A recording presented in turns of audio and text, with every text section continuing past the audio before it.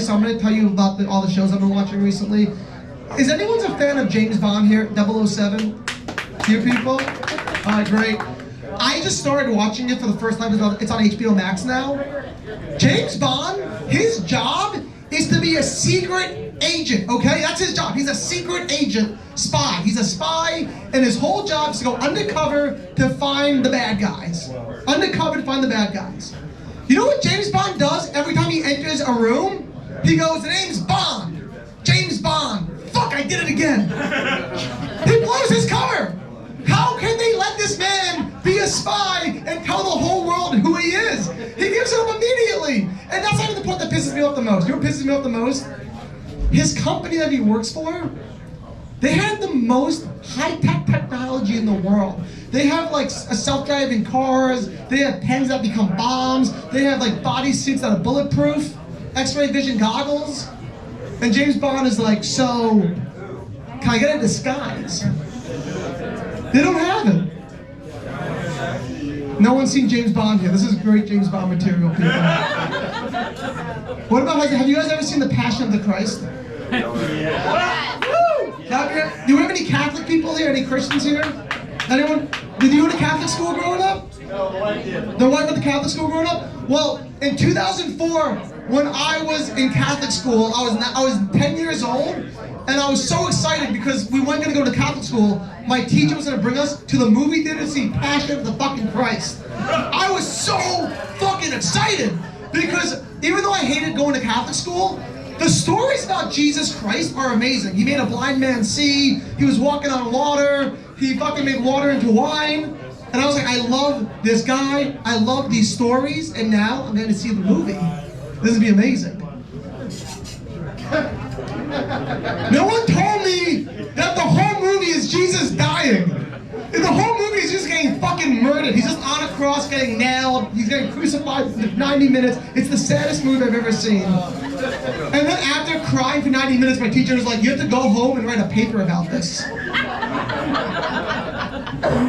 And you know what? I'm a big movie guy, and I want to see what the experts said, okay? And does anyone know the movie critic Roger Ebert? He said that show Siskel and Ebert, one person knows. He's a famous movie critic, and I was like, I'm going to see what this guy thinks. So there's no way my hero could like this shitty movie. Roger Ebert gave it a perfect score. He gave it a perfect score, and this is what he said about it. He goes, it's a perfect movie, not because it's a good movie, but because Mel Gibson wanted to show Jesus dying, and he showed him dying, he accomplished his goal. Because he accomplished his goal, perfect movie. So this is what I wrote my paper about to my teacher. I wrote, since Roger Ebert thinks accomplishing your goal makes it a perfect movie, I want to argue that every porn star that I watch deserves an Oscar. Every porn star I watch deserves an Oscar because their goal is to make me come. I come every time. Every fucking time, people. So I have time to tell you guys a quick little story before I get out of here. I'm gonna tell you about the guys about the craziest night of comedy I've ever had in my life. So are you ready for this crazy story I'm about to tell you guys? Yeah. Make some noise going, the weirdest story ever. Alright, stick with me on this one, it's a doozy. So I live in an apartment building in New York City that has a doorman. I fucking hate having a doorman because they fucking watch everything you do. I don't like somebody seeing me all the time. And there was this one doorman I liked because he never talked, he was always sleeping. His name was Quincy. And one day, he finally wakes up to talk to me because he found out I did stand-up comedy. I go to leave my apartment and this man gets me, he goes, yo B, yo son, why do you tell me you're a famous comedian? Two things. One, I did not know Quincy talked like that.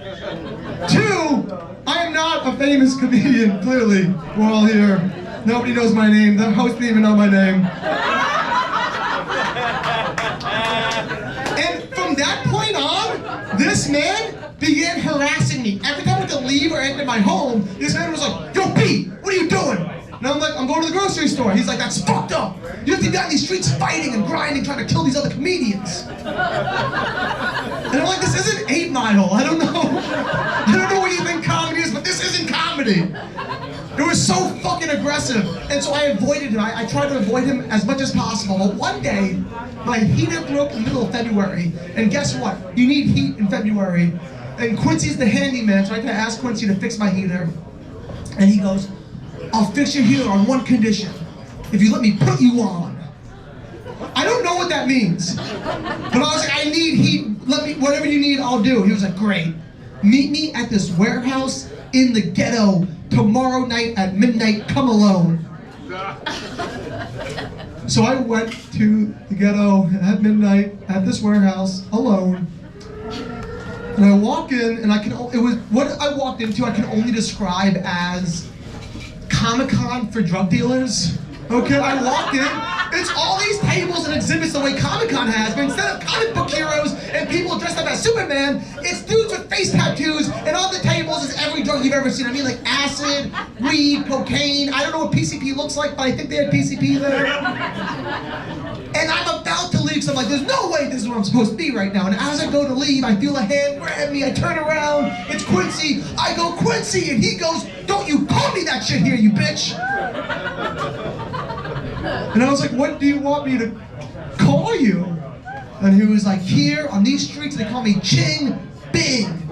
And I was like, this guy's like a big black dude, okay? I was like, why would they call you Ching Bing? He goes, because when I smoke weed, my eyes get all ching chong Chinese, motherfucker. And I'm like, I don't think you should say that ever. That's racist. But I didn't say that because I was afraid. I was like, so instead I bowed. I was like, yes, Ching Bing. Whatever you want, Ching Bing. And I was like, where the fuck are we right now? And he goes, B, we're at an underground drug dealing convention, yo. This is where all the drug dealers in New York City meet up to network. We were at a motherfucking networking event, people. Do you understand this? For drug dealers. And I was like, oh, hey, Ching Bing, that's cool. I love that you guys are networking. That's good for the community, I guess.